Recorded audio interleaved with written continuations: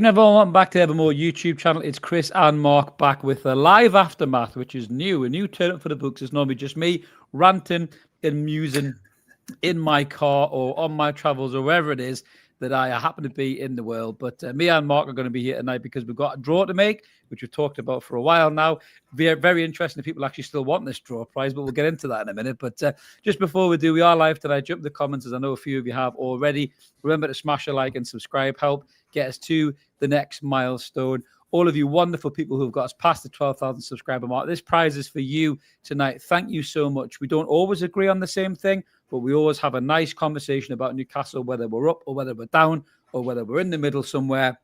We always have a nice conversation about Newcastle, not what I've seen over the last 24 hours since the Derby defeat. I've seen some cretinous comments. I've seen some ridiculous comments, and we're going to get right into this in a minute. So just as to kick off, we can't go any further really than talk about the Derby, talk about the aftermath of it, which is exactly what this is, and the manager as well. And I'm going to get this right out first and foremost, Mark. I'm going to get this right out into the open right now. And I'm going to caveat this by saying this. If you still believe that Eddie Howe is the man to take Newcastle forward and he can turn this round, I have no problem with you, right? No problem with you at all. If you believe that, then fine, right? What the man has achieved in the 4 years he's been here cannot be sniffed at. He took us from relegation fodder to Champions League football. We finished 4th, 7th and 5th. He won us our first trophy in 70-odd years. What he's done cannot be sniffed at, but what he's doing can be criticised, and that's exactly what I'm going to do right now because he's lost my confidence. I'm fed up.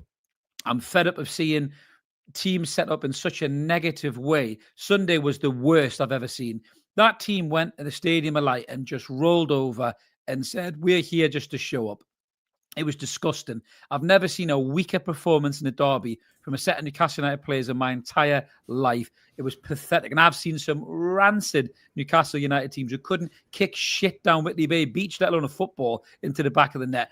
And that on Sunday was fucking pathetic. There was players in that lineup who think they're better than they are. I'm talking about you, fucking Anthony Frauden, with your shit hairband. You're going to get it off me tonight as well. As you can tell, the sleep has not done anything to calm my mood about the Derby. I'm still absolutely livid about it. But there's so many players that didn't show up in that game. But what pissed me off the most, in Eddie Howe's fucked up lineups all season, he's made terrible decisions. He's made late substitutions. He's been reactive instead of proactive. He has not managed games. And because of that, this is factual. I don't care whether you love the bloke or you hate the bloke. This is factual. Eddie Howe's reluctance to make decisions in games have cost us points and cost us results. And that is factual. Go back and look at them because that's exactly what's happened. All these Kool-Aid sipping wankers on social media. I'm done with social media. I tried to have a conversation before a debate. Fool me. I should have known better. All these wankers coming out with stupid little acronyms like Chavez nutsack or something like that, you know, giving you shit for having an opinion. Yeah, well, fuck him and fuck everybody else because I'm off that toilet for a long period of time. I will hold my shit in and firmly give it out on this platform. I know it sounds very strong. Please don't. Please don't. I'll get to my point. But I will come on here and say my opinion about things, which a lot of you do respect and agree with as well. But you cannot watch that on Sunday and not criticize that manager. I don't care who you are. Mrs. Howe will criticize him for that lineup. Anthony Elanga, what in the fuck was that about? We'll get into that more in a second. But I've seen enough from the manager this season to tell me that he's run out of ideas. The players aren't buying what he's selling anymore. He's got no in-game management ability or skill to change a game, to smell danger, anything like that. He stands on the sideline with his perma-tan buddy, and the two of them look fucking clueless. Week in, week out. We get the odd little result here and there, and everyone thinks everything's brilliant again. But these two, whatever the magic was, has gone, in my opinion. Now, should they get rid of him? In my opinion, yes, they should, right? Will they get rid of him? No, they won't. There's already noise coming out that the owners back him fully. He handpicked his own sporting director. He influenced the COO and all that stuff. And according to some of you fans, this guy could fucking turn water into wine. You know, Jesus is a novelty act compared to Eddie Howe, according to some of you. I've never seen a manager be so exempt from criticism in my fucking life. Ever. Even Alex Ferguson and Pep Guardiola are shit compared to this bloke. He won one fucking cup. and got us the Champions League twice, and you'd think he was the best manager who ever managed in the game, right? I like the guy. He's articulate, he's intelligent, he's charming, he's everything all of the other mediocre shit managers that we had weren't, right? But this is not Mike Ashley's Newcastle anymore. This is Newcastle United, who are trying to finish in the Champions League year in, year out. This is Newcastle United, who are trying to sign the best players in Europe and keep the best players in Europe, right? One of them already fucked off in the summer. There'll be another 2 or 3 of them that'll go if we don't get Champions League, which I don't think we will, because we are not consistent enough. We can't put runs together. And that's down to the manager's inability to pick a team that can win a game or change it in game to win a game or hold on to a lead. That is not happening at all. And I've lost confidence in the guy, and I don't think he's got it in him to turn it around. We'll get a couple of results, no doubt, before the end of the season, but there's no fucking way this Newcastle United team, in my opinion, Mark, finishes in the Champions League. And that's my opening monologue rant about the manager. We'll get into everything else in a minute, but where do you sit on Eddie Howe? That's a lot shorter than you told me it was going to be. You said 10 minutes, so I'll give you some credit for that. I don't want to take up too long.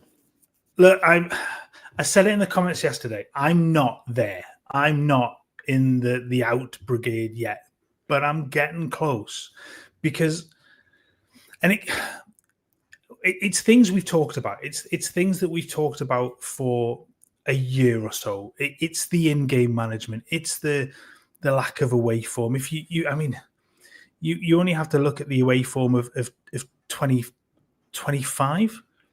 17 away games so far in 2025, 5 wins. It's 19 points from a possible 51 on the road. It's an awful statistic. Only 18 goals in those in those 17 games as well. So clearly something on the road is not working. And what gets me is if it's not working, try something different. You have to try something different. You can't just keep doing the same thing over and over and over again and expect a different result. It's that definition of insanity. It just can't happen.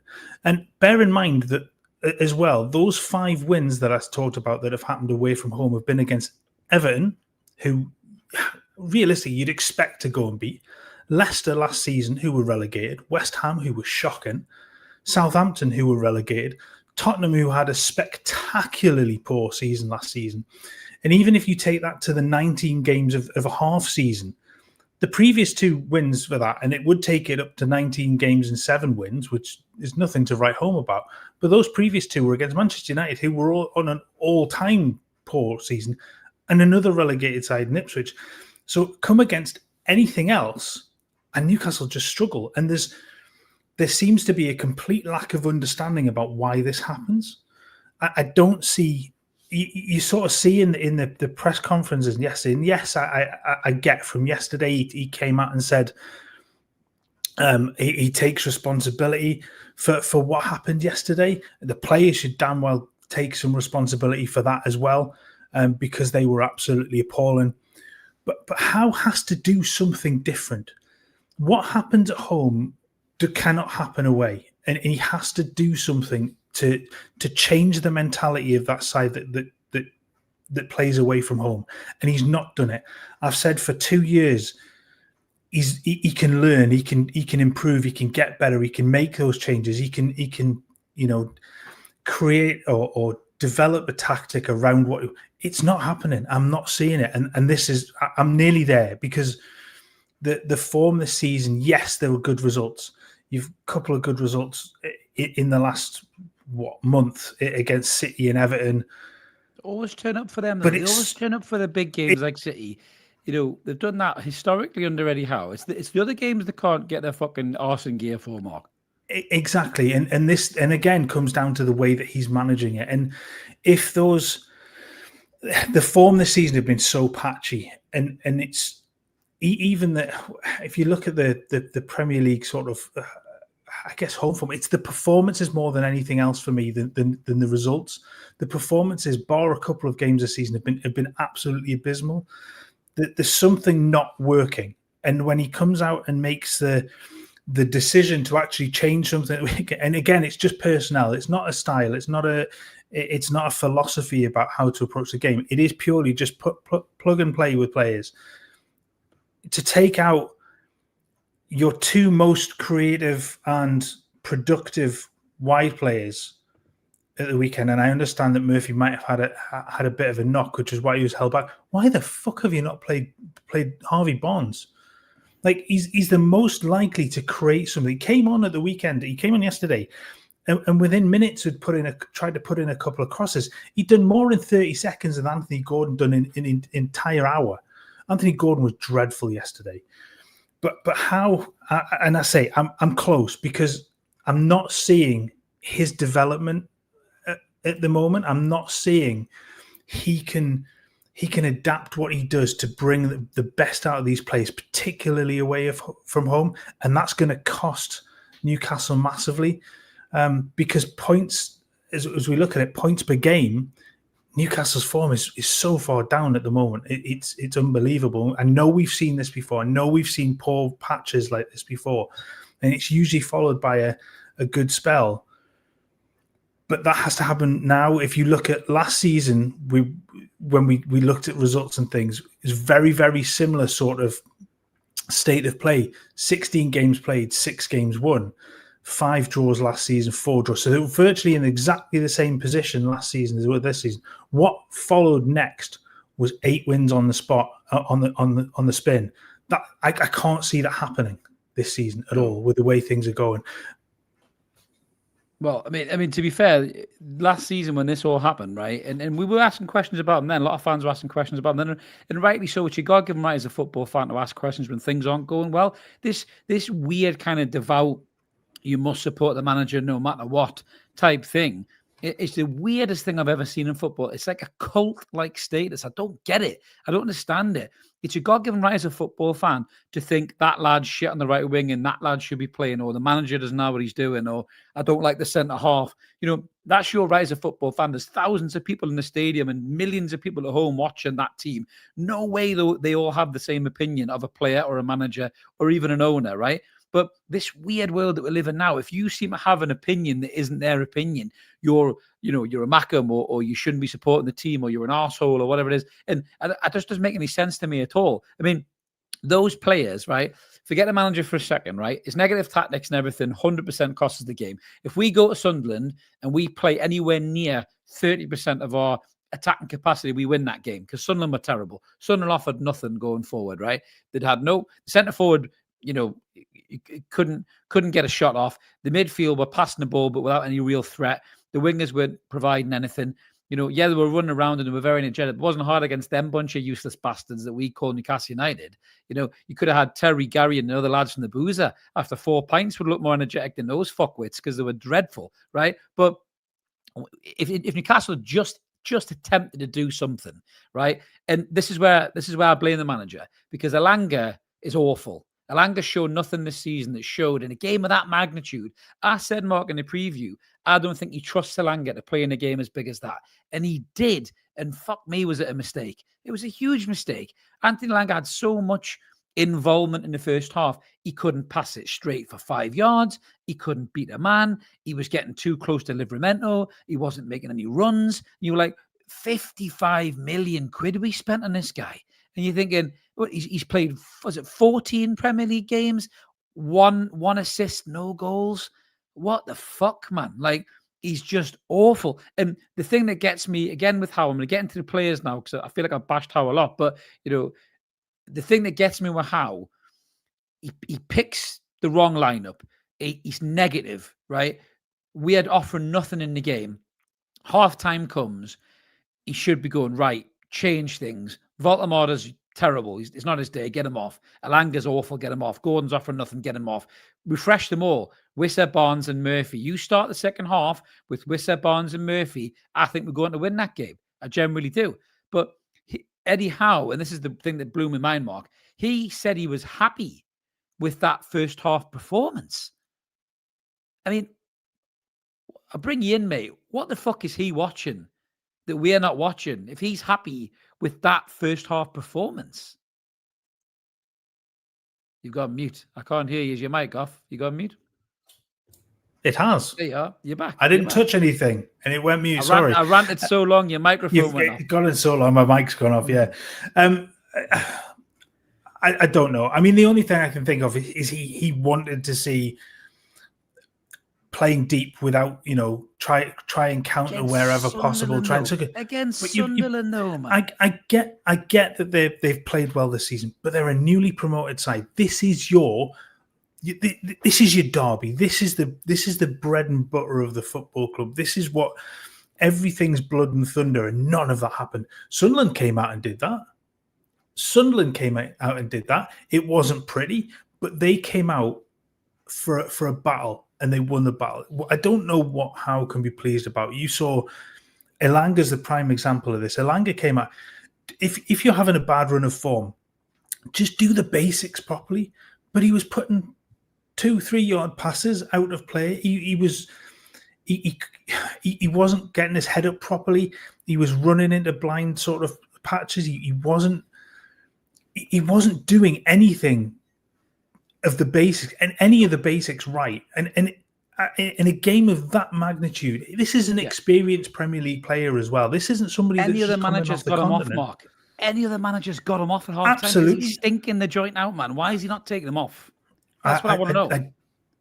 I don't know. There were changes that could have been made. You're absolutely right at halftime to freshen things up and just gone, do you know what? This hasn't worked. Fuck this. We're going to do something different. This is what I'm saying. You had the players to make those changes. Be positive. And that's the bit that I don't get about him, mate. That's the bit that knocks me about. And that's why he's lost me, because there's too many games this season where, and even last season, in the season before, I remember you talking about PSG. Isak was on one leg and you were saying, make a change, do something. What you doing? And he didn't do it. He's either too stubborn to do it, or he's just too engrossed in the game. He's too bamboozled by his data. I don't know what it is, but you watch managers in games, the likes of, Hertzler at Brighton, De Zerbi the other week against Marseille. He changed things. He changed it tactically because he could see how he wasn't winning that game. He changed it. And guess what? He won that game. Yes, Nick Pope was a large reason for that, but he still changed it tactically.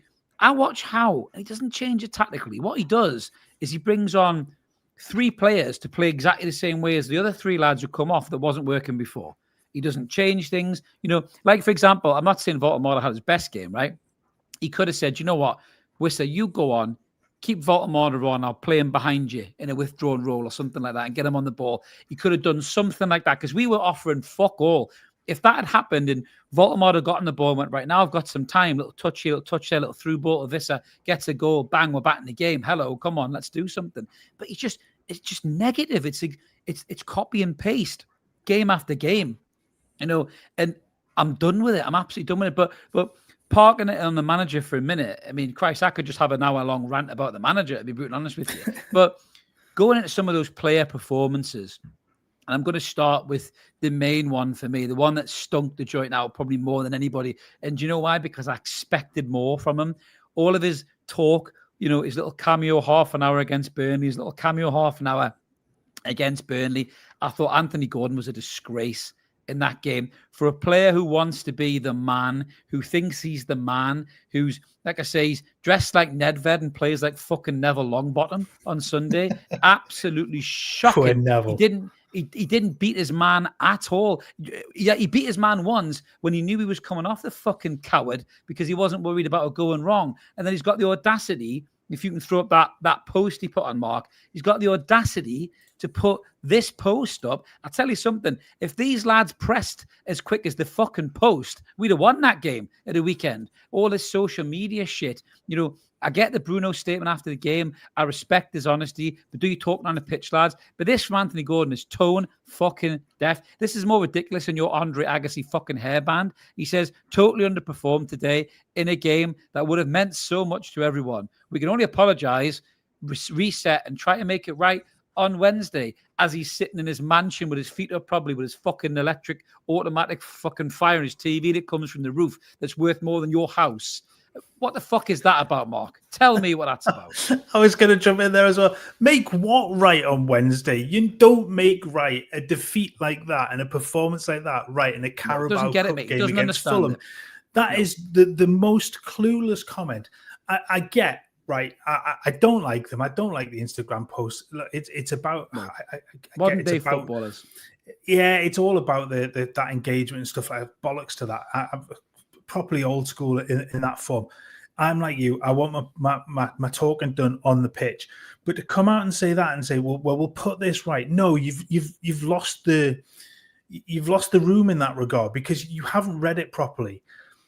That game means so much to so many people. It's not a cup final. I get that. It's not everybody's cup final. But this is the first time it's happened. Was it 7 years? 9 years. 9 years. 9 years, sorry. Played him in the Premier League. Brain not working. So you've got to look at that and go, right, yes, we've completely balls this up. It wasn't good enough. It was shite. You're not going to say that on Instagram, but I'd probably admire him a little bit more if he did. This is the one you put right back at St James's Park later in the season. This isn't the one you put right on Wednesday against Fulham in a Carabao Cup quarter-final. Yes, go out and win that, by all means. But that's not what we're talking about with this. You can't put that right in that game. It's so wrong that the way that he's put that. This comment from Phil, he's absolutely bang on. Headband Harry believes his own hype. He really shouldn't. He's been shit for 18 months. Can't shoot, can't cross, can't beat his man. This is the problem with Anthony Gordon, right? And he won't admit it, right? But he fucking believes it, right? He was more interested in Bayer Leverkusen in the Champions League than he was in the derby. He didn't give a fuck about the derby. That game was small fry to him because it's not a Champions League fixture. He wants people to be having all eyes on him. That's why he's showing up in the Champions League. He wants the Man Cities, the Liverpools, the Arsenals, the Real Madrids, the Barças, the Bayern Munichs. He wants them to look at him on that global stage. And that's why he turns up in that competition, doesn't turn up in the Premier League. He's an arrogant, overrated, overhyped sack of shit. And he shouldn't start on this fucking team again, in my opinion. If I'm Harvey Barnes, I'm getting me bow and arrow out and shooting fucking Eddie Howe's tires out in the fucking car park. I'm kicking his door through saying, why is that gutless, spineless shithouse starting the derby and I'm not? I'd be fucking raging if I was Harvey Barnes. Harvey Barnes did more graft, as you say, Mark, in 5 minutes than this tosser did in 50. And I'm sick of Anthony Gordon. We should have fucking got rid of him at Liverpool when we had the chance. But all you hear is people fucking smoking his pole. Jamie Carragher on Sky Sports because he's a fucking scouser. Even Craig Hope, I've got a lot of time for, always talks about Gordon, the mentality machine and all that. He's fucking shit. He's done nothing for 18 months. And you know what? He's done nothing. Joe Willock's done nothing. Sven Botman's made out of fucking glass, right? Joe Linton's been shit and all for the last 8 months as well. And Kieran Trippier's nearly 40 years old, so he can go fucking 2 games before his legs fall off. Burn, God bless him, would play until his legs fell off. But he's now 3 or 4 years older. He's not as impactful in games anymore. This team, Eddie Howe, has not sold players at the right time. He's hung on to players because of sentimentality, and they've now got to a point where when they get injured, they're months out, not weeks out, because they're too fucking old. They should be playing in the MLS or playing in Serie A or something like that, not playing in top 6 Premier League races and Champions League football. But Anthony Gordon has done fuck all at this football club for 18 months, but there's still wet wipes on X and that who'll tell you he's the best winger in the world. I've seen somebody today say he's a better footballer than Barnes. What are you talking about? That's like saying I'm a better cook than fucking Gordon Ramsay because I make a mean fucking pasta bolognese. What are you talking about? He's not a better footballer than Harvey Barnes. Mental shit. I can't get my head around it. It's doing me nothing. It really is. Let's look at a fact for it straight away. This is an England international winger in the Premier League. Lucky to be. Well, very lucky. But in the Premier League, hasn't had an assist since a game against Southampton on the 25th of January this year. We're nearly into January of next year. I mean, it's getting close to a year since his last assist. Pathetic, man. His last non-penalty goal was even longer. It's the 15th of January against Wolves. It's ridiculous. The time he's gone and produced absolutely nothing. He's been scoring penalties, which I'm sorry should be Voldemort's job, because that I don't quite understand why you take that away from him when he particularly when he scored the first one as well as he did. But this whole mentality monster thing, I did chuckle at some of the ones. What the fuck is that about? He's been shit. How many red cards beat around the bush about it. He's been awful. How many red cards has he had? Well, he's had losing his fucking mind. 2 red cards for losing his mind. Stupid tackle against Liverpool for no reason. Stupid tackle against Brighton for no reason. No mentality there at all. Shithouse mentality. Like, and this is supposed to be one of our top players, right? So there's one of them that's a problem. So I've seen this comment here from Anonymous. Joe Willock does not get a free pass on this channel, mate. If you've been watching me for any fucking length of time, that guy has regressed quicker than my hairline. He's fucking shit. And if I'm Jacob Ramsey, I'm going nuts saying, what did you sign me for? If this tosser's getting on ahead of me, I'd be fucking furious if I was Jacob Ramsey. He's come to Newcastle United. He's left his boyhood club in Aston Villa because of a PSR situation, much like us, Elliot Anderson. He's had little cameos, done well, good on the ball, lively, quick, likes to move the ball, gets into the box a lot more than Joe Willock's done the last fucking 2 years. And now, because Eddie Howe, Joe Willock is one of his favourite players, and he's never let me down, Joe, in the past. Yes, he has, Eddie. Go back and watch the footage. He's let us all down. There's times where he can't cross the ball, kick a ball, stay on his feet.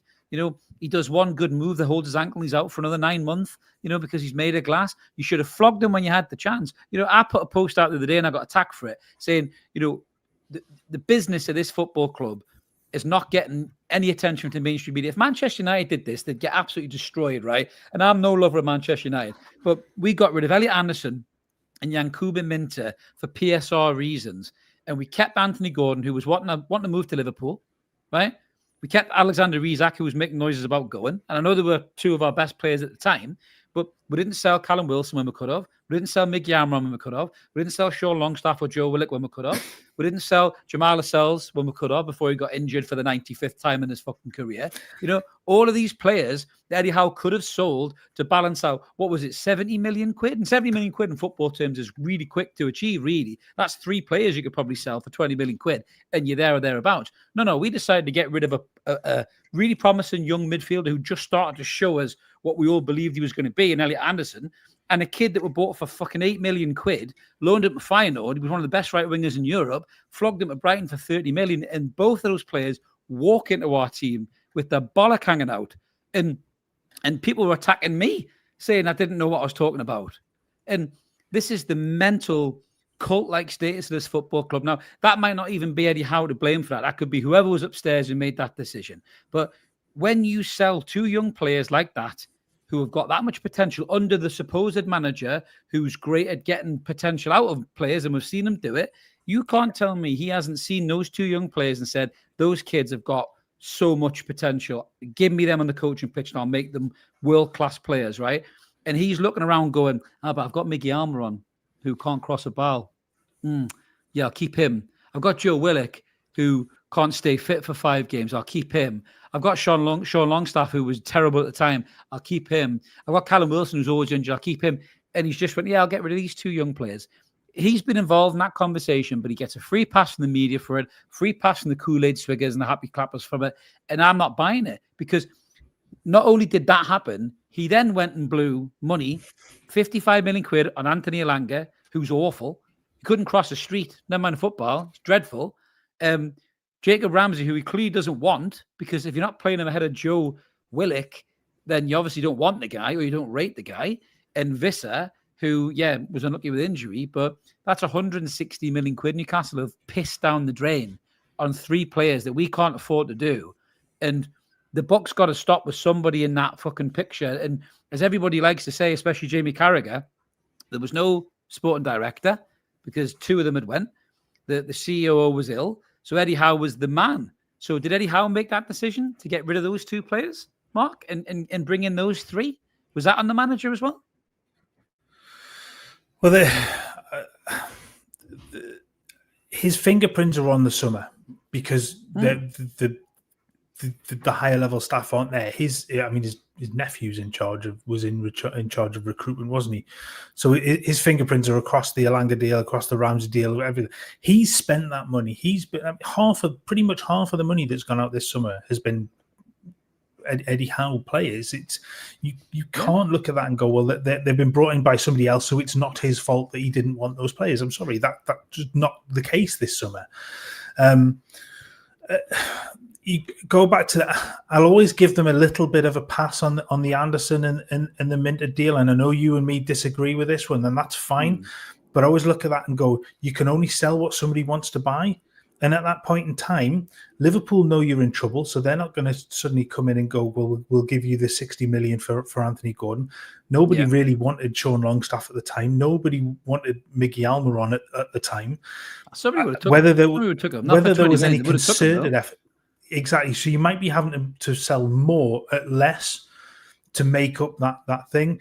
The Anderson deal was done really at the last minute, but this comes back to the club not seeing this months and months and months in advance. They should know where they are PSR wise, and they should know where their figures will be at the end of each particular reporting year, and they didn't see it. And it was the last minute that those two were put through, and it was pretty poor running. And I would give Eddie a pass on that, because I don't believe for one second he had an awful lot in doing that. I think he'd love those two players at the club right now. And you're right, they're walking to the side. The way that they've been playing, Elliot Anderson's been brilliant for the last year and a half. Minter's looking every bit the £30 million winger. But this summer, we can't go, oh, well, this isn't Eddie's fault. It's not. He's not had his hands on the wheel while he's been driving the summer transfer window, because Mitchell had gone. Ashworth was no longer around. You don't have that hierarchy of the transfer committee or whatever it is.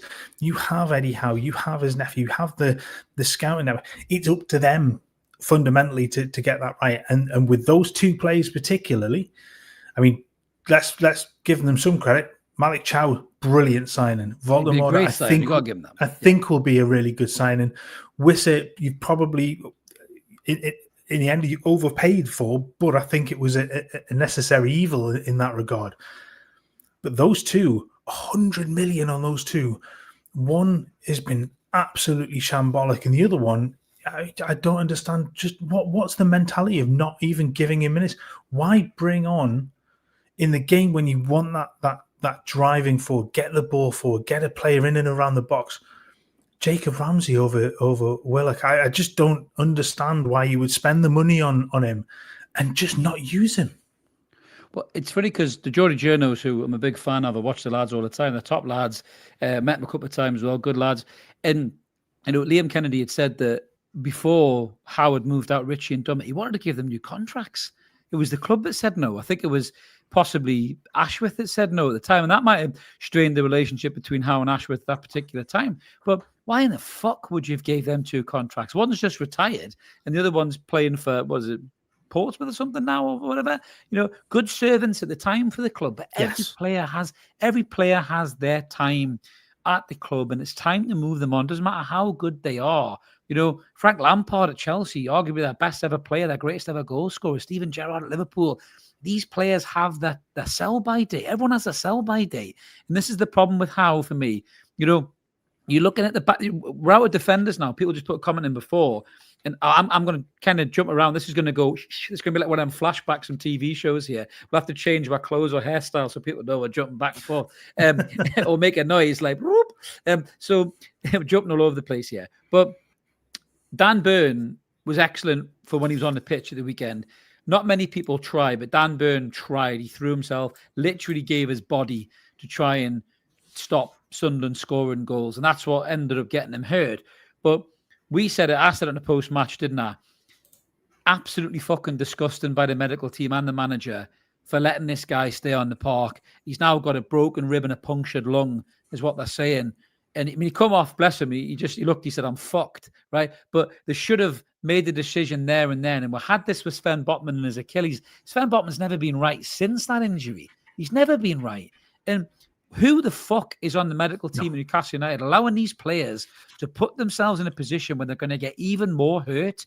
It's crackers, man. It's absolutely crackers. But I get that you can't tell about a broken rib and the punctured lung at that particular point in time. I get that. But you can see him standing on the sideline really struggling with it. He was in so much pain. And that comment about Cher as well with his head. They did the same thing with Cher with his concussion as well, man. Ridiculous. It's disgusting, man. But the fact that you could see him struggling on the sideline, really trying to suck in breath. He was in so much pain at that point. You take that decision out of his hands. It's like the concussion protocol. You've got to take it away from the players. You have to make that as a medical decision. Go, you're fucked. You're coming off the field. And you can't. They sent him up for a corner. Immediately afterwards, sent him up for a corner to go and battle with their players. I mean, one swift knock in the ribs again from one of the Sunderland defenders, accidentally, obviously, but one swift knock in there, and you're talking about something really, really serious. But I just don't understand that you've got to take this away from the players. You can't let players come on the field in states like he was. And he was clearly not right when he was standing on the side of the pitch. Yeah, it was disgusting. I mean, there's some more comments about Gordon there. The picture of Gordon at the start of the second half, everything. He didn't give a fuck. There was actually somebody said something in the post-match. I don't know if you found the clip, Mark, or the slide, did you? Or the image that when we came out in the second half and we were expecting more intensity, Newcastle would be pressing in their face, Sunderland kicked off and we just moved backwards, not forwards. I don't know whether you managed to get a picture of that, Mark, or not, whether you look, but somebody said that in the comments, and I believe it because we were just completely regressing again in the second half. There was no intensity, there was no courage, the risk nothing. I was listening to Alex at True Faith earlier today, and he said this, and he was right on the money. They risk nothing, that team. They risked nothing and got nothing in return. For a derby of that magnitude, 9 years in the making, and Howe even said he didn't talk to him about it until Wednesday. Now, I understand we have the Champions League and I understand it's game by game and all that stuff, but there just seemed to be, from Newcastle United, a total lack of interest in this game, almost like it was an inconvenience, not a necessity to win. And the players treat it that way. And, Bruno Guimaraes, if you got that one to throw up, Mark, Bruno Guimaraes came out after the game and he said his comments, and he was typical Bruno. He's full of passion and all that. And he said this a bit small. I can't read that, but he did say, I think the gist of it is he's reflecting on the game and he's talking about we've got the chance to get to a second semi-final, stuff like that. But these Instagram posts, right, they're all fine and makes you feel better, Bruno, potentially. But I'll give Bruno his due. He fronted up. Bruno came out in front of the cameras and he told everybody that that's not the way we should play, that we're a better side than them, that we haven't turned up, we haven't done this, we haven't done that. Bruno said more truths than the manager did. The manager came out and talked to us all like we're a bunch of fucking idiots. And that insults my intelligence and everyone else's intelligence watching that game of football. I know he can't come out and throw his players under the bus and say, God, we were shit today. Sorry about that, guys. But what he could come out and say is, that's not how I set the team up. That's not what I expect in a game of that magnitude. We'll be having some words about this behind closed doors. I'm disappointed. We'll let the fans know. He did eventually go on to say that he apologized to the fans, but his first port of call was to give one of his scientific Professor Howe type fucking replies. And you were like, no, mate, read the fucking room here. Read the room. Bruno comes out and says it like it is, and I respect him for it, but do you talk on the pitch, lads, right? But I give Bruno his due for what he did. But what the manager did, I thought was bullshit. I thought it was total nonchalant bullshit, and I wasn't buying a single fucking bit of it. No, I apologize for laughing in the middle of that bit, but I just read that, and it's funny because I've just had a text message off Cheryl saying exactly the same thing. Man, I don't know what it is. I had a cup of coffee before, and I don't know whether it's been particularly warm, but I seem to be glowing. I am not wearing anything. I absolutely. Today's episode was brought to you by Ichiban lipstick. Any fans in the comments? Ichiban lipstick. Yeah, very good, Mark. I didn't even realize how luscious your lips were there, buddy lad. I was too busy ranting out of mine for me to actually see your luscious full Marilyn Monroe lips there, mate. So well done, you. Well done for tarting up for the show, mate. I appreciate the effort, mate. Got to try. I really do. But yeah, so going back to the Howe thing, what did you think about those comments, given the lackluster performance, the anger and the vitriol from the Newcastle fan base? I saw the away fans, God bless them, they didn't know what to do. They looked absolutely gobsmacked at what they just saw. We had guys in our comments on the post-match saying, the 70-odd-year-old supported Newcastle all their life and they've never seen such a weak performance. Do you think Howe was a bit tone deaf in his response? I don't understand why he can't come out and go, that was dreadful. Yeah. And leave it at that. That was dreadful. Like, we understand that that's not the performance that we want to give. But it was so poor that I don't understand why you can't come out. And you're not throwing all the players like individually under the bus. Like, you do that back at home base. But you come out and just say, I mean, getting close to it, that was shit. That's not what we expect. That's not what we wanted to deliver. That's not what we should deliver. We have to put this right. I don't understand to come out and go, oh, do you know, well, there were parts of it that we liked. Off the ball, we were good. Really? You didn't put any pressure on them whatsoever. You didn't press once. There was no point during that game that Newcastle put Sunderland under any sort of pressure on the ball. It was such a weak-ass display. And to come out and to be, oh, well, there's things we like from that. Bollocks. I'm sorry. No, you look at that result and go, it was absolutely dreadful. We cannot do that again, and move on. That's it. You don't have to say anything else to that. You just admit, yes, we've got it massively wrong. I have to put it right. And I understand he come out and said that, you know, he takes responsibility for it. But you've just got to be honest. You've just got to come out and go, you know, call a spade a spade. It was shit.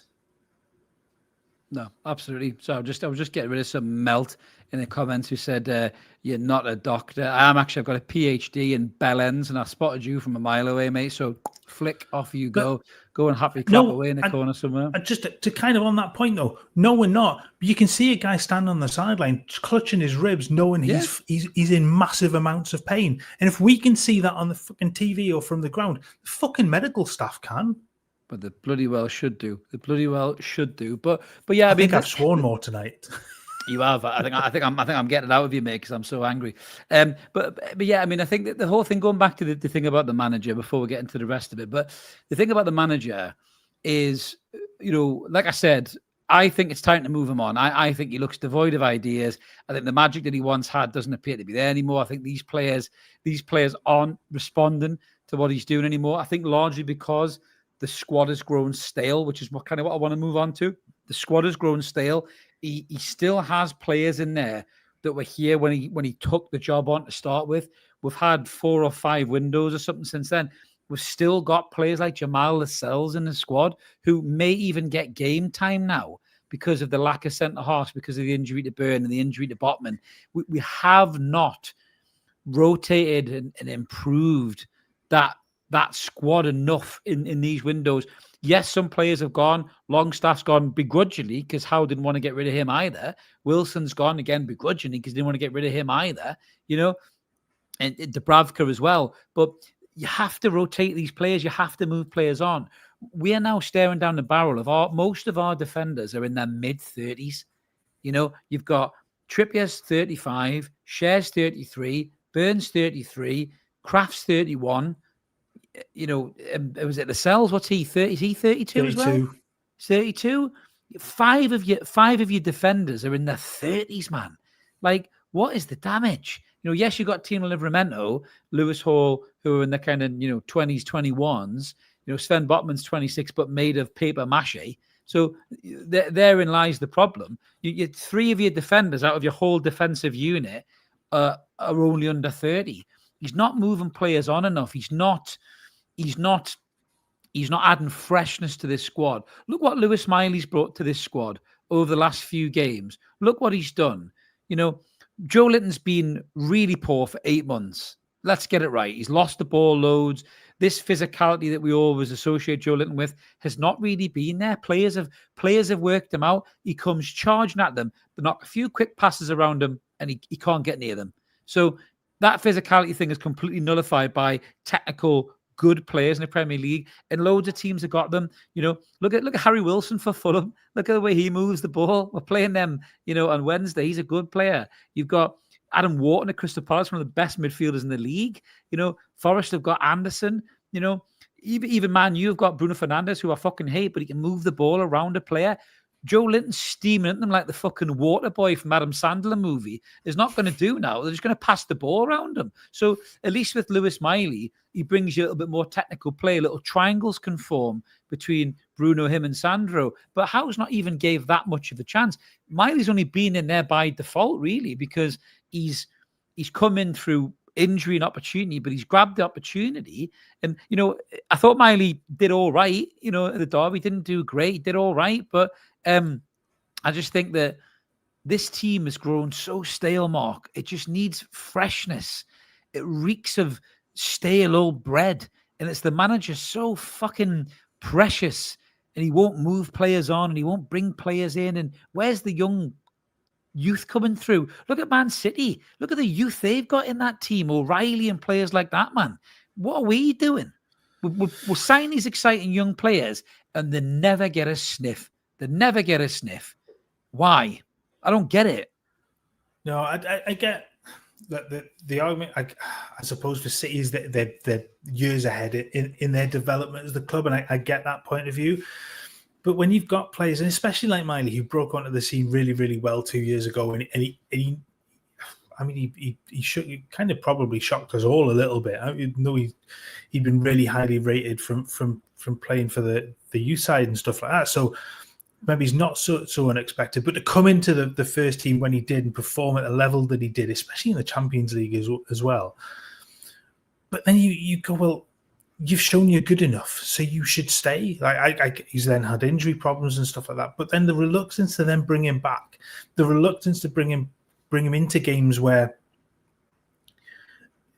you expect and you should keep the ball more.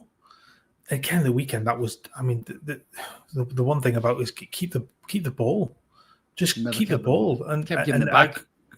It was just horrendous, but it seemed it's been a problem, and the best way to combat conceding late goals, the best way to combat drawing games that you should be winning or losing games late on is keep the ball. And you can't do that with players like Joe Linton because he just doesn't keep the ball well enough. He doesn't move the ball quick enough. He has to take an extra touch at times. He's very good at what he does, but there's a limit to what he can do. And there are games that are going to suit him, and there are games that aren't. And particularly at the weekend, it was the right call to have played Miley in that. I think overall it's not right. But going back to the point for Howe is he just doesn't trust the young players, and whether it's because an awful lot of them just aren't good enough. And we saw that a couple of seasons ago, just the reluctance to even bring them on for 10 minutes at the end of the game, just give some players a rest. The game against Leverkusen, not exactly bringing on young players, but make a change a bit earlier and do something to give the side some fresh legs and some fresh elements. You've got the likes of Song Soo, who he might not be the finished article, but in a game, particularly something like Burnley, and give him some minutes, give him a chance to come in, and he's an unknown quantity. We can come in and do something magical. He might do something shit, but you don't know until you put him in that position. And he showed in pre-season that he could do things and he could create, and he was a little bit lively. I've not seen any of that from any of Newcastle's attacking players this season. I haven't seen anything like that at all. Absolutely not. I'll get into a bit more of that in a second as well. We've got a super chat from Stephen. Thanks for that, Stephen.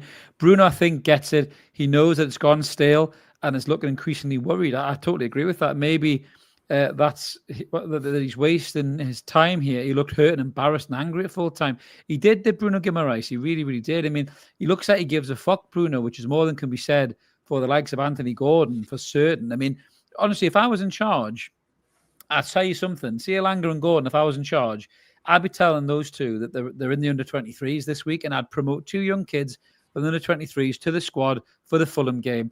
Maybe Song Soo or something like that. I'd start with Barnes and Murphy, and I'd have Song Soo and, I don't know, is it Sanusi on the bench or something like that? And I'd say to them, this is your chance. Show me what you can do, boys. And I'd tell you something, if they performed, I'd tell Gordon Elanga, you're fucking not playing against Chelsea either. Because them two need a kick up the arse big time, because the two of them think they're fucking world-class superstars. And, I mean, Anthony Elanga, I just can't get my head around why we even signed the guy. I've said that several times in the window that we could have signed so many right wingers, from the Premier League and abroad, and we signed that guy. I just can't get my head around it. But Anthony Gordon is so full of his own shit at the moment. It's quite sickening, really. I watch him on the pitch. He's got no tricks. I mean, fuck me, Mark. Me and you grew up in an era where we watched proper wingers. We watched Ryan Giggs at full tilt. We watched David Ginola. We watched Gillespie. We watched Robert Perez, Mark Overmars, proper wingers. And that, wingers that could skin people. That's just the Premier League. Never mind likes of Pavel Nedved and, and other guys like that, bloody Ronaldinho and people like that. We watch players who could do, more tricks than fucking David Blaine and Dynamo in the middle of a game. All this guy does is knock a ball around somebody and run. And you're thinking, what? You're a winger? Like, what the fuck? And he thinks he's fucking class. And now he's in that England picture. He generally thinks he's bigger than this club. He generally does. His attitude stinks to high heavens. And he's never looked right ever since his head was turned by Liverpool. And bringing him back and signing that new contract, he's not shown up for the last 18 months. And honestly, I would sell him. If somebody was daft enough to give us 65, 70 million quid for him in January, I would get rid of him and I'd go try and buy Semenyo or something like that. I generally would. I really would, because he offers very little in the minute. And if he starts against Fulham, Mark, it'll be a fucking disgrace. It'll be absolute fucking disgrace if he starts against Fulham. His drop off in form, when you consider what he was like 23, 24, it was 11 goals, 10 assists. He was an unbelievable that season. But his drop off then, the first half of last season, he was okay. He certainly hadn't dropped to the levels, but since January of last year, he's been so poor. Terrible. It's an unbelievable, and the fact that he's still defended by so many and seen as this phenomenal player. I'm sorry, I just don't see it. He's had one really good season, and since that, he's been absolutely shambolic since January of last year. I want to. I'm with you as well. If he starts on Wednesday night, I think somebody needs a head banging against the wall, because he was so poor that you cannot go into that game and reward that performance with another start. Funny enough, William, what's that going to teach him? It doesn't teach him. It teaches him that there are no consequences to your performances. And if you play like shit, you're just going to get picked anyway. And that's pretty much what we've seen. We've seen poor performances from Joe Linton and we've seen him picked. We've seen poor performances from Joe Willock and we see him picked. Yeah. I mean, we haven't seen anything from Anthony Elanga, and he fucking starts on Sunday. So, like, this is kind of what we've seen as the mentality. We've seen poor performances in previous seasons from Longstaff, and I'm not picking on Sean, but from Longstaff, from Burn at left back, from Burn at left back, from Miggy, from we've seen it from Fabian Schär. Nick Pope is another one. Like, these players get themselves out of form. It happens. Like, it's not a. Every player goes through patches where they shit out a look and things just don't work for them. But take them out of the firing line. Get somebody else in there to try. You can't keep giving them the opportunity to fuck up. Basically, you've got to take them out and let them understand why. They then have to work hard to get in that place. If Gordon wants to go to the World Cup in the summer, he's going to have to fucking work hard to get back in the Newcastle side. Because if he's not in the Newcastle side for the rest of the season, he ain't going to the World Cup, and that's going to hurt him. So get him out of the side and get him to understand that his performances and his attitude in games have consequences. And this is why I'm close to the Eddie Howe thing, because I just don't see that happening with players. We see it so many times. Yeah, we really do see it so many times where he just doesn't make those decisions. I've had enough. I've had enough of this mollycoddling the players. This players walking back into sides after delivering absolutely atrocious performances. As you say, Mark, no ramifications. I mean, we spent that money in Elanga. Man City bought Ryan Shirky for 30 million quid, and who's been the better player? And I know, when City come calling, you can't compete, right? But there's players of that quality in that league or other leagues that we should have scouted and we could have looked at. Eddie Howe wanted Elanga, and he's been useless. He's been useless. And, Gordon Gordon's completely tuned out. I mean, Barnes has stepped up for me this season. Barnes has put effort in and graft in, and he's really tried. He's really tried. Sorry, I'm just looking at the comment there. I'm not Paul William from Toon Review. I know I'm ranting like Paul. Me and Paul are quite similar in that regard, mate. But thank you very much, mate. I appreciate that. Yes, it is a Loki hoodie. I bought it in Euro Disney. It's a funny story, actually.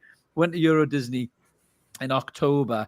Didn't realize in my head when I was packing my bag, it's probably going to be quite cold in France. Got there, didn't have a jacket or a hoodie or a jumper. And the wife went, "What the fuck are you doing? You've only got t-shirts, you dick." And I went, "Oh shit."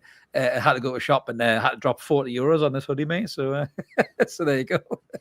There's the story behind the Loki hoodie. So I'm getting. Guess you had to be there. Well, yeah. Listen, don't you start. I make the jokes, motherfucker. I'm not in the mood. Don't you start. Don't you fucking start. I tell you. But yes, so that's why I had to buy it, because I would have froze my balls off if I didn't. But yeah, the whole thing just stinks to high heavens. There seems to be a lack of understanding, a lack of appreciation of what this game meant to the fan base. It really, really does. And outside of Bruno, and probably Dan Burn, who, if he wasn't, in a hospital bed holding his rib cage and yelping in agony, he probably would tell you how pissed off he was that we lost that game. But outside of Bruno and Dan Burn, and even, to be fair, they're all out of them, William. Mark bought them all because he's a fanny. There you go. There's a joke for you. I'm back. You need to match the lipstick. That's what it was. Yeah, that's what it was. Match his lipstick and his little bow his little gloves that he wears. His little gloves. That's Mickey Mouse. That's not Minnie Mouse. But nobody seems to have understood the magnitude of this game. The manager's not read the room. The players haven't read the room. I would actually prefer my players to stay quiet and not say anything at all, and then just show up on Wednesday and fucking go at Fulham 100% off the traps, intensity, fast play, all of that. Show what we're made of, and then after that game, if you batter Fulham and you play really well, say, "Listen, that's not going to make up for the weekend, but we really hope that gave the fans something to show them that we're not lying down, we're not going to put in more performance, that we're not going to tolerate that anymore." That's what I'd prefer my players to do. But this modern day football is so quick for Instagram posts, and you just think, "Oh, piss off, man. I'm just not interested in it anymore. I don't care," But this is modern day football. But the whole thing with the manager, Mark, bringing it back, I suppose, full circle to that, before we do the draw, because we are here to do the draw. We've been ranting for like 50 odd minutes here, but we'll do the draw. But the whole thing with the manager is, whether I or you think he's still the man or not, it looks like he's going nowhere, does it, really? Do you think he gets the full season, or do you think this could still end prematurely for him this year? Well, it's funny, because I obviously saw the comment around so it's the other cat behind us tonight. So say hello to Harley Quinn. The other bandit, yes. It's not actual Harley Quinn. If it was Margot Robbie, would get more subscribers and views, I'm pretty sure. It's the cat's just named Harley Quinn. Easy chippers. I tell you what, given that I know my wife is watching right now, if it was Margot Robbie in my kitchen, there would be serious consequences. I tell you that much. Mate, we would be hosting this show side by side. Never mind on cameras if Margot Robbie was in your kitchen, mate. I tell you that. Bloody hell. Go on, sorry, mate. Get your point. I forgot what I was saying. What was I saying? I dazzled you, Margot Robbie, and you lost your point there. What was it? Oh, yeah. There'd be a queue at the door, we know, Chippers. We know. What was I saying? Talking about the manager. Will it end prematurely? Yes, right. Like it's done for Chippers because he's thought about Margot Robbie. Totally gone. Mrs. F is in the chat, by the way, so she has seen that comment about Margot Robbie in the kitchen. So yes, she's watching you. Hello, Mrs. F. Watching you. I'm watching you, Farker. I'm watching you. It's funny, because the comment about the fact that I'm wearing that lovely shade of lipstick, I'd got from her as well, pretty much at the same time. Right. So it's very strange. We're here to talk about football. We're not here to talk about steady on. This isn't a L'Oreal advert. It is not. It's not. The comments about Howe, and obviously he's got the back, and look, I get it. There's the opportunity, and when I talked earlier on about that run of games, this time last year Newcastle went on that really, really good run of games where it was, I think they won 9 in a row, and with Alexander Isak though, Antonelli at full tilt, you got a caveat. Very true, very true. But there's the potential there, The next games that come are Fulham on Wednesday, Chelsea at the weekend, Manchester United away on Boxing Day, then Burnley, Palace at home, Leeds at home, Bournemouth at home in the Cup, and then Wolves away.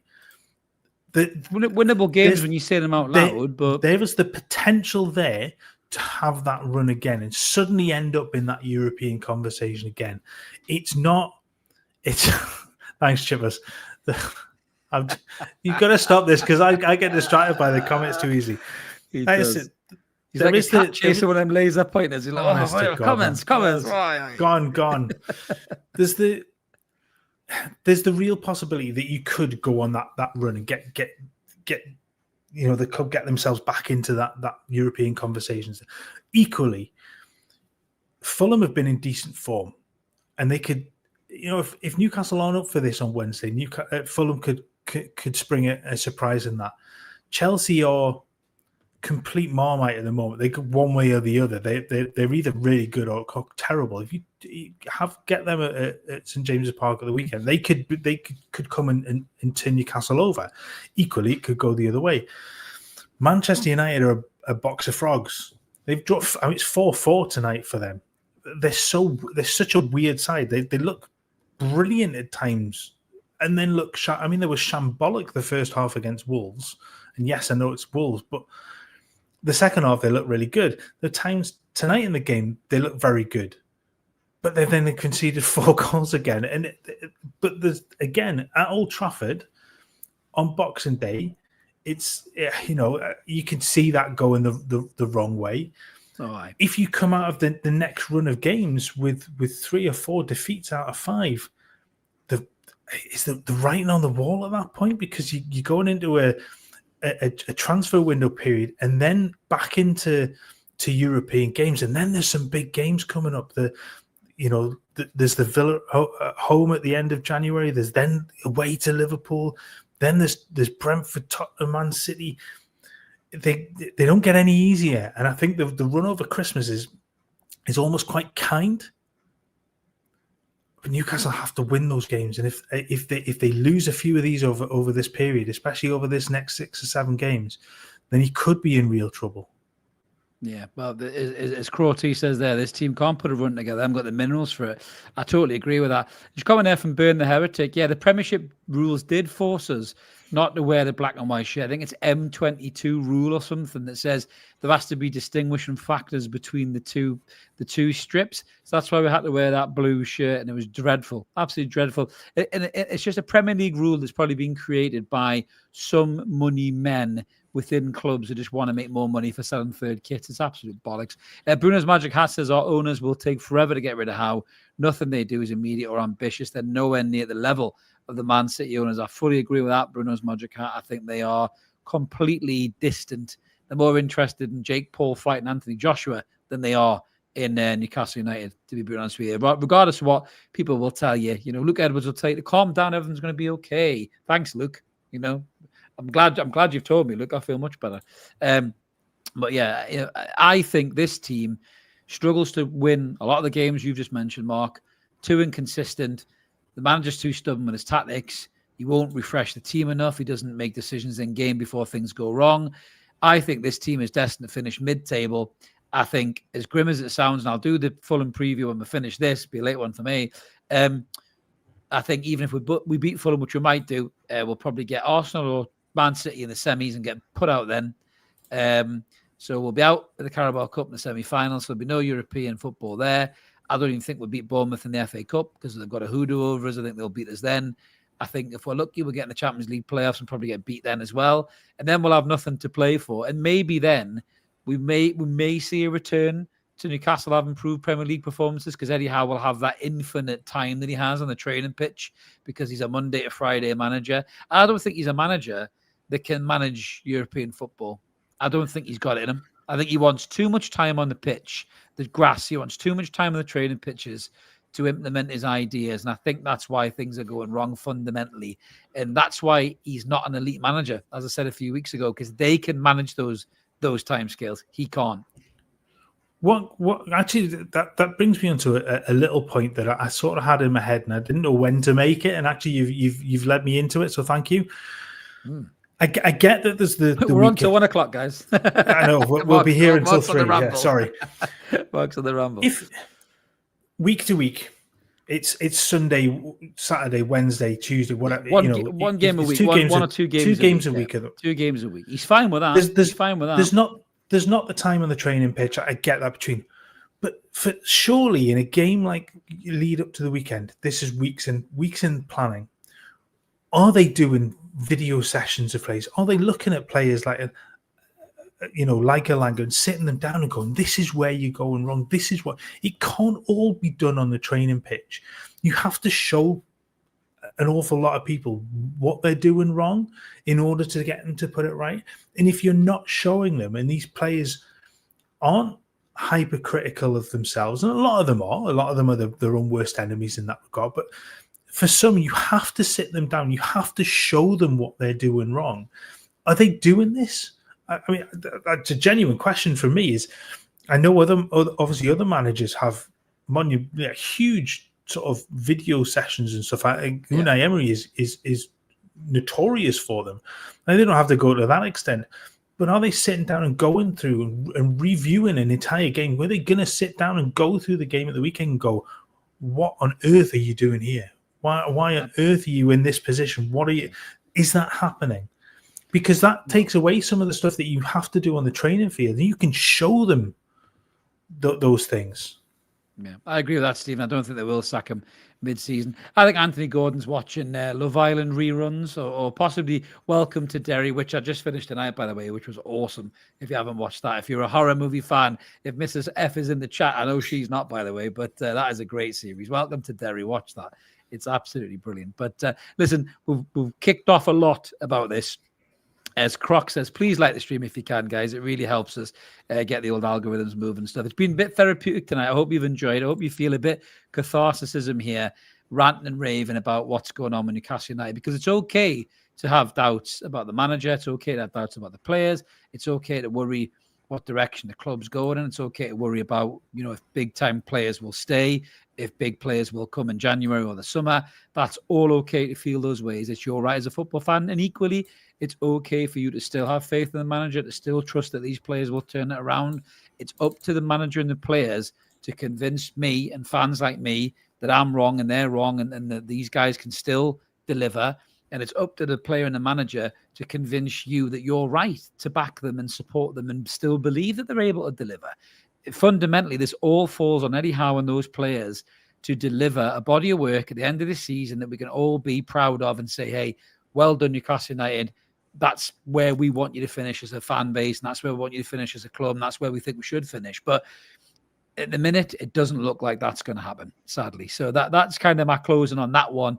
Now, it might be a bit of a weird prize to give away this, given we spent the whole episode talking about the manager and whether he should keep his job or not. Our timing is impeccable. Our timing. I blame Eddie Howe because, listen, Eddie, if you won that derby, this prize would have been brilliant. But as you know, I'm just going to get it here. No, it's not one of Mark's tassels, Chipper, so don't get excited.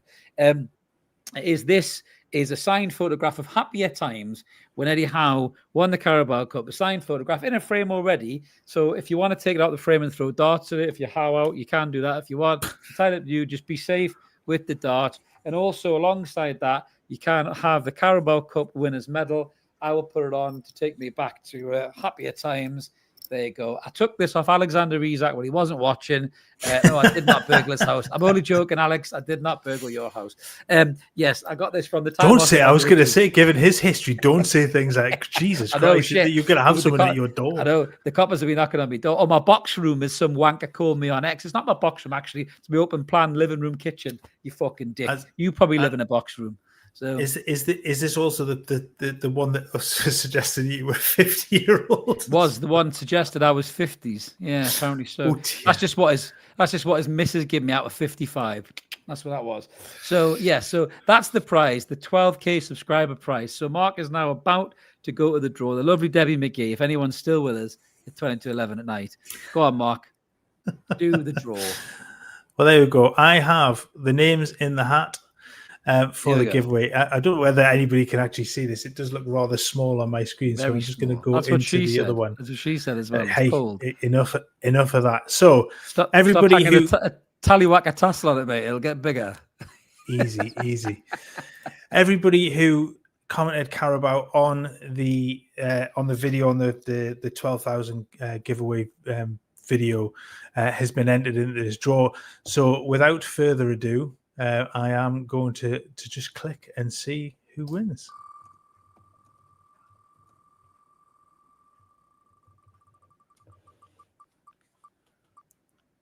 Ooh, that's a nice little noise, isn't it? Who has won? Manu Rangar. Is it Manu Rangar?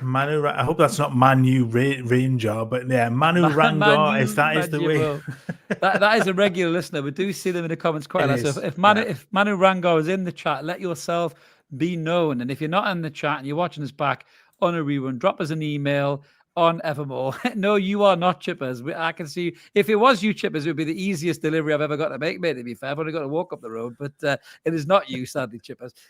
But if you are in the chat, make yourself known. If you're not in the chat tonight, drop us an email on the Evermore YouTube channel. It's all down below there. You'll be able to see that.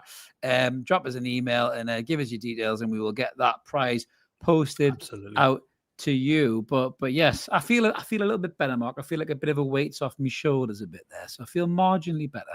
I feel a little bit more chilled. Yeah, I feel a little bit more chilled. I think watching a game like that is just I love the word frustrating. As everybody who's watched me do a post match will know that I love the word frustrating. But it was, I mean, of yours. It's just mine is shit. It's shit, yeah. But you sit and watch a game like that, and you just think, why have I put myself through watching it? Why do I keep putting myself through watching it? And more for us is, why do I then go back and watch it all again and watch bits to try and pick up? And you're like, do I really have to do this again? And I think having the platform to just be able to just go, let's just get it all out. Let's let let the die fall wherever they do. But it's just nice to be able to talk it through and just have a bit of fun with it as well. Because fundamentally, you've watched an absolute pile of shit yesterday, and we've still managed to have a bit of a laugh tonight. We've still managed to get, so I do feel better. I do feel a lot more chilled tonight. So thank you to everybody in the comments for that. So I'm laughing at Stuart's comment there. Hang out your toilet and piss on it whenever any upset you. That is a really good idea, actually. A really good idea. But no, it's to be fair, as you say, Mark. We speak the truth on this channel. Whether people like that or not, we don't go with the trends. We have an opinion. We have a strong opinion. Sometimes we get abuse for it, but it's how we feel. Generally, it's me kicking off about things. Mark's a bit more calm and measured than I am, and a bit more willing to give people the benefit of the doubt, as was demonstrated when we had a bit of an argument over WhatsApp with Voldemort's header. When I said, "What the fuck is he doing?" and Mark tried to justify the header, and I'm still not buying it. Not buying it. Have you seen the other own goals that went in yesterday? They're all exactly the same. All three own goals that was yesterday, they're all exactly the same. All plays backwards, the wrong way. Backwards, opposite way, or back where it came. That's what you got to do. That's schoolboy stuff. But yeah, it was a dreadful day for Newcastle. A dreadful result. A great result for Sunderland. They didn't have to do much to get it, but they deserved it. They were the better team. The Mackems would give us some shit in the comments. Certainly give us some shit on the social media stuff. But do you know what? They've waited a long time to have that derby back in the Premier League, and they can have every moment of celebration and joy as they want, as far as I'm concerned, because they earned it. Newcastle showed up and offered nothing, and that was it. Mrs. F has enjoyed the chat tonight, to be fair. So there you go. She may be back, Mark. So I would say be on your best behaviour, but you normally are. It's always me that lowers the tone, generally. Or Chippers, whoever comes first. Steady Chippers. Yeah, exactly. Can I just point out? I also got a message off my daughter to say your language is so disgusting. Oh, that's dreadful. Oops. I know. I can't believe it, Mark. You are often the one who swears the most in this channel. It's actually quite vulgar, to be honest with you. It's I'm fucking so disgraceful. Where's those Bible bashes we get from like America, you know? And they go, it's such a good channel, but can you not swear so much? My 12-year-old watches this. Well, tell him not to fucking watch it then. It's not for kids. It's in the description, you thick bastard. Can you not read? Jesus Christ, man. Anyway, I think that's us done for tonight, guys. Thanks for watching. Remember to like and subscribe. I'm going to go and do the Fulham preview now. That probably won't be as cheery, to be fair. But we will be back for the live post-match on Wednesday night when Newcastle hopefully beat Fulham to get through to the Carabao Cup semi-final. Just seen that quick comment in his head has fell off 100%. I'll watch the preview because I'm going to talk about that as well. But hopefully Newcastle can get back to winning ways, try to get a little bit of faith back from some of the fans who are so disappointed about the weekend. It won't get rid of it, but it might get a little bit of faith back. Then the big game on Chelsea as well. But Evermore will be all over as always. Like and subscribe. Keep it Evermore, and we'll see you in the next one. Cheerio. Take care, everyone. Enjoy the rest of your evening.